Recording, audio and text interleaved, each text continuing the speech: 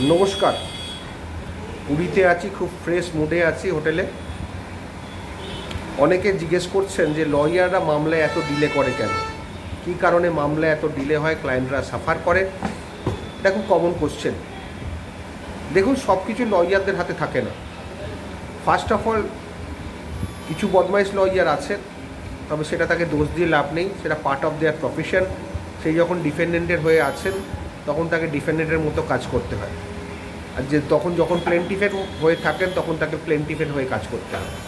প্লেন্টিফের হয়ে যারা lawyer appear করেন তাদের কাজই হচ্ছে মামলা যত দ্রুত সম্ভব শেষ করা, আর ডিফেন্ডেন্টদের হয়ে যে লয়াররা অ্যাপয়েন্ট হয়ে আছেন তাদের কাজ হচ্ছে যতটা সম্ভব মামলা ডিলে করা। Delay is part of the defence. সুতরাং এখানে কাউকে দোষ দিয়ে লাভ নেই, সিস্টেমটাই এটা। হ্যাঁ, এবার ডিলেগুলো কিছু কিছু কারণে হয়। যেমন ধরুন, যেদিন আপনার মামলা কোর্ট হলো না, কোনো লয়ার মারা গেল, জজ সাহেব মারা গেলেন, ফুল কোর্ট হয়ে গেল। ফুল কোর্ট রেফারেন্স বলতে বোঝায় দেড়টা থেকে তাকে সম্মান জানানো হয়, শোক জ্ঞাপন করা হয়, বা কোনো কোর্টে 3:30 থেকে কোর্ট হলো না। আবার কোনো খুব সিনিয়র লয়ার মারা গেলে সেটা 10:30 থেকেও হতে পারে, কোর্ট বন্ধ। সুতরাং এগুলো একটা পার্ট অফ দ্য প্রফেশন হয়ে এসছে, এগুলো কারোর হাতে নেই। আমরা বারের যারা মেম্বার, আমরা বলতে পারি খুব জোর টাইমটাকে একটু কমাও, 1টা থেকে 1:30 করো বা 1:30 থেকে 3টে করো, এগুলো বলতে পারি। কিন্তু এগুলো সবসময় সাধারণ যারা মেম্বার আছেন তারা মেনে নেন না। আমাদেরকে সব কিছু দেখতে হয়, দেখে শুনে ডিসিশান নিতে হয়। সব ডিসিশান যে ক্লায়েন্টের স্বার্থে হয় তা নয়, কিন্তু উপায় থাকে না, কিছু কিছু সময় আমাদের নতমস্তক হতেই হয়। এবার ধরুন, কোনো যে মামলা যে কোর্টে আছে সেই কোর্টে স্টাফই এলো না, অন্য স্টাফ নেই, স্টাফ শর্টেজ আছে, অন্য কোর্টের স্টাফকে দিয়ে কাজ চালানো হয়, সেটা তো অনেক সময় মামলা ডিলে হয়। আবার ধরুন জজ সাহেবই এলেন না কোনো কারণে, বা দীর্ঘদিন ওই বেঞ্চে জজ সাহেব নেই, চার্জের কোর্টে মামলা করতে যাচ্ছেন, সেখানে জজ সাহেবের সময় নেই, কারণ নিজের ঘরের মামলাই প্রচুর থাকে, সুতরাং মামলা টাইম হয়ে যায়। এবার ধরুন 365 দিনের মধ্যে মাত্র 200টা কিন্তু অফিসিয়াল ওয়ার্কিং ডে কোর্টের ক্ষেত্রে, 164 দিন এমনি কোর্ট হয় না। এবার সেই 200 দিনের মধ্যে ফুল কোর্ট হয়, কোর্ট থাকে না। অনেক সময় আদার সাইডের অ্যাডভোকেট তার পার্সোনাল গ্রাউন্ডে টাইম নেন, কখনও ক্লায়েন্ট অসুস্থ হয়ে যায়, সাক্ষী দেওয়ার সময় আসতে পারেন না, কখনও তার অ্যাডভোকেট অসুস্থ হয়ে পড়েন বা অ্যাডভোকেট মারা যান। অ্যাডভোকেটরাও তো মানুষ, তাদের কথাও তো চিন্তা করতে হয়। কিছু করার নেই জানেন, তবুও আমরা চেষ্টা করি, যখন আমি প্লেন্টিফের হয়ে মামলা লড়ি সবসময় চেষ্টা করি যত দ্রুত সম্ভব মামলা শেষ করা যায়। তার জন্যে আমার আদার সাইডের লয়ারের কাছে আমি অনেক সময় অপ্রিয় হয়ে যাই, কারণ তারা টাইম চাইলে আমি সেই টাইমটা অ্যালাউ না করার জন্যে কোর্টকে সবসময় প্রেয়ার করি।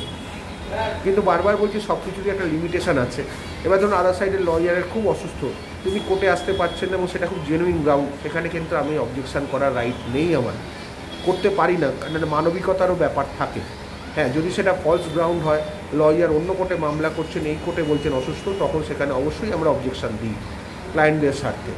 কিন্তু সত্যি করে গ্রাউন্ডে এবং যেটা ট্রু গ্রাউন্ড, সেগুলো কিন্তু আমরা অবজেকশান দিতে পারি না, দিই না সাধারণত।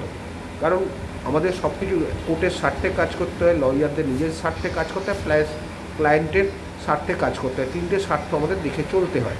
সুতরাং এই যে অ্যালিগেশনটা সবসময় যে লয়ার ডিলে করে, সেটা কিন্তু নয়। অনেক সময় কী হয়, কোর্টের হাতে প্রচুর মামলা থাকে, আপনার মামলাটা হয়তো কোর্ট শুনতেই পারলেন না সময়ের অভাবে, সেক্ষেত্রেও আপনার মামলাটা ডিলে হয়ে যাবে দিনের পর দিন।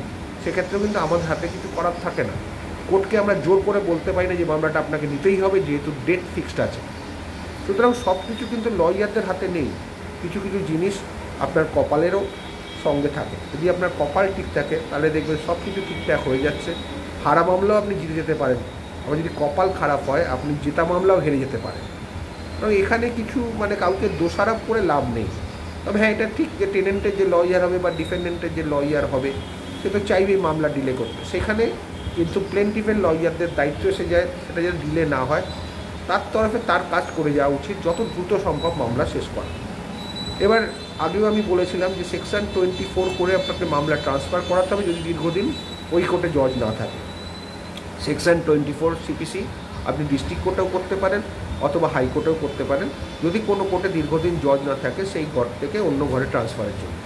আরেকটা করতে পারেন যদি সিটি সিভিল কোর্টে, তাহলে সেকশন 10 সিটি সিভিল কোর্ট অ্যাক্টে আপনি মামলা করতে পারেন, যাতে সেই ঘর থেকে অন্য ঘরে যেখানে জজ আছে সেই ঘরে মামলা ট্রান্সফার হয়।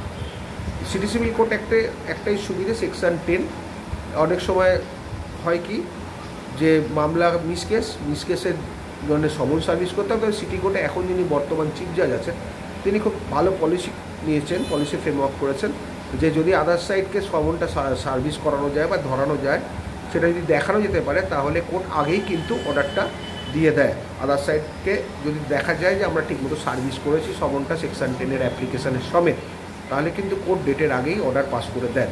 এটা সিটি সিভিল কোর্টে ইদানিং হয়ে আসছে, এটা আমরা জজ সাহেবকে ধন্যবাদও জানাই তার জন্যে যে এইটা হচ্ছে, কিন্তু অন্যান্য কোর্টে এরকম হচ্ছে না। অন্যান্য কোর্টে সেকশন 24-এ যেরকম হিয়ারিং হয় সেরকম হবে, মিসকেসের প্রভিশন, হাইকোর্টেও তাই। সুতরাং সবসময় যে আমরা ডিলে করি তা নয়, আপনাদেরকেও একটু চোখে রাখতে হবে যে আপনার লয়ার কী করছে না করছে, এবং আপনাদেরকেও চেষ্টা করতে হবে প্রত্যেক ডেটে কোর্টে অ্যাটেন্ড করতে। যদিও সম্ভব হয় না, কিন্তু চেষ্টা করুন যাতে করতে হয়। শুধুমাত্র লয়ারকে দোষ দিয়ে লাভ নেই। অনেক সময় বারের কোনো অনুষ্ঠান থাকে, কোনো রকম অনেক কিছু হতে পারে, যে সব কিছু যে আপনার ভাগ্যেই হবে তা নয়। এটা অনেকের মামলায় এরকম দীর্ঘসূত্রিতা হয়, তবে সবসময় লয়ার যে দায়ী তা নয়, কিছু তো দায়ী থাকে। দেখুন, 5টা আঙুল সব আঙুল সমান হয় না, তার মধ্যে খারাপ ভালো সবই থাকে, কিন্তু একতরফাভাবে শুধু আমরা দায়ী নয়, পুরো পরিস্থিতি এবং যেরকম সার্কামস্ট্যান্সেস অনেক সময় দায়ী হয়ে যায়।